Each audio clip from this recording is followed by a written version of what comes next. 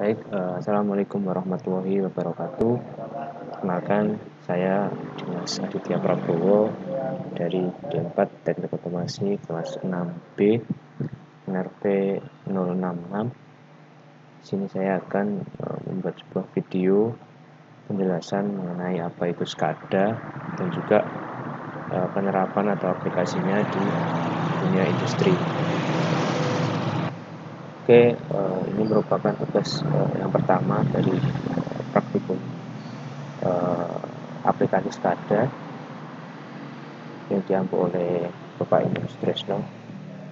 Oke, langsung saja kita menuju ke video penjelasannya. Jadi yang pertama itu apa itu SCADA. Jadi SCADA adalah singkatan dari Supervisory Control and Data Acquisition, yaitu sistem kendali industri berbasis komputer yang dipakai untuk pengontrolan suatu proses seperti gedung, bandara, pelabuhan, stasiun, dan ruang angkasa. Kemudian apa manfaat SCADA? Dari beberapa manfaat SCADA, yaitu salah satunya sistem SCADA dapat diterapkan pada jaringan distribusi jika dibandingkan dengan sistem yang telah ada sebelumnya atau yang konvensional, yaitu dapat memantau, mengendalikan, mengoperasikan, mengkonfigurasi, dan mencatat kerja sistem secara real time atau setiap saat, serta mampu menangani gangguan yang bersifat permanen. Nah, jadi SCADA itu adalah kumpulan beberapa software dan hardware yang membentuk sebuah sistem kesatuan yang dapat mengawasi atau supervise, mengendalikan atau kontrol, dan mengakuisisi data dalam sebuah proses kendali atau plans.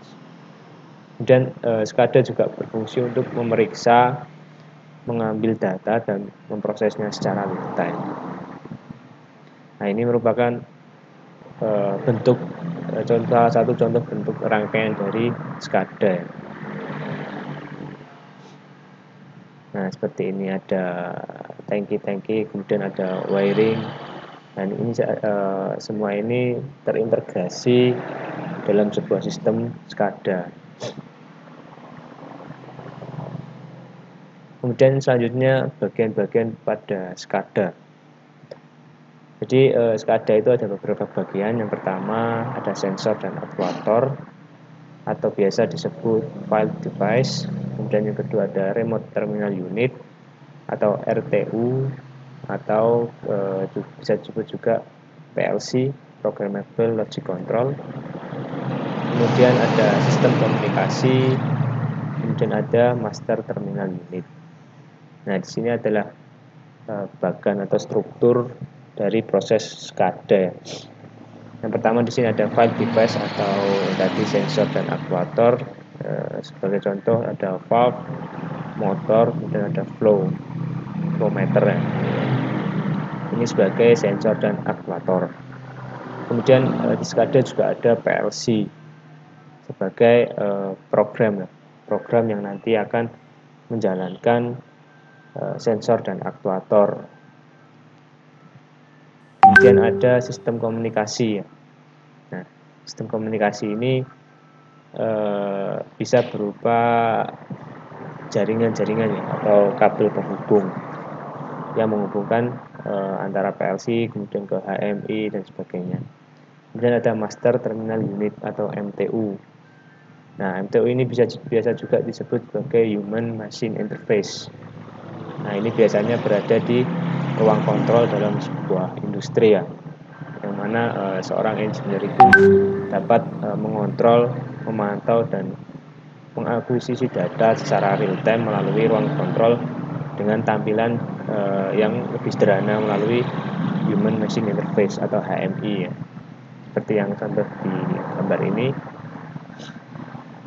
Oke, kemudian selanjutnya fungsi dari HMI sendiri itu ya. Ada beberapa fungsi dari HMI.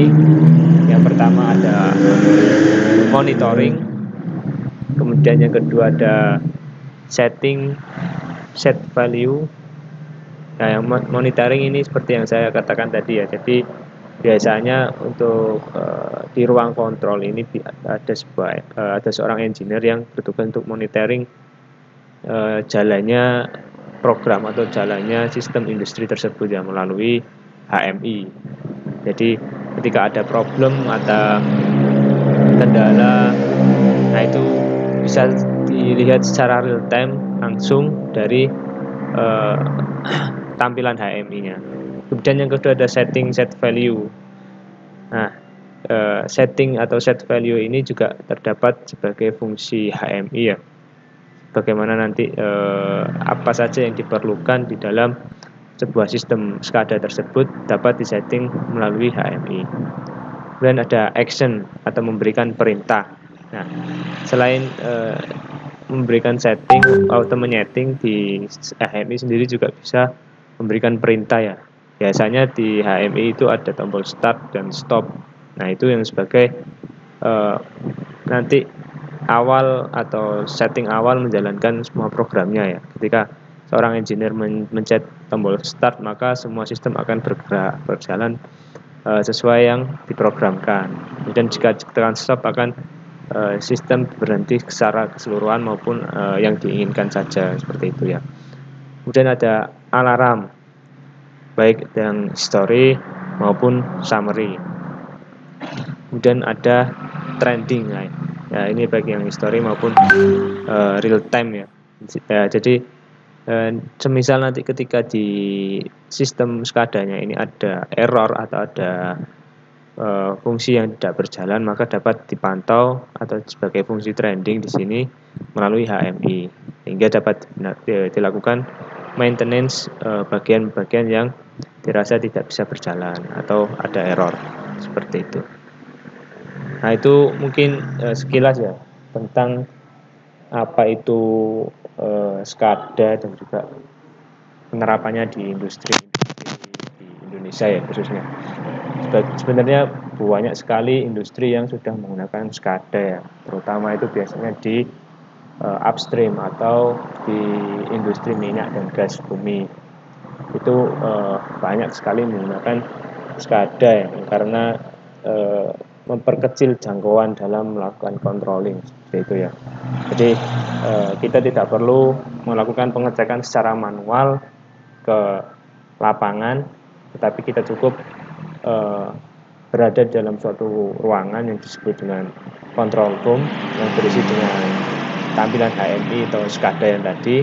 Nah, itu kita dapat memantau secara keseluruhan sampai kita juga bisa mengerti mana saja yang terjadi troubleshooting atau error yang ada di sistem di upstream tersebut.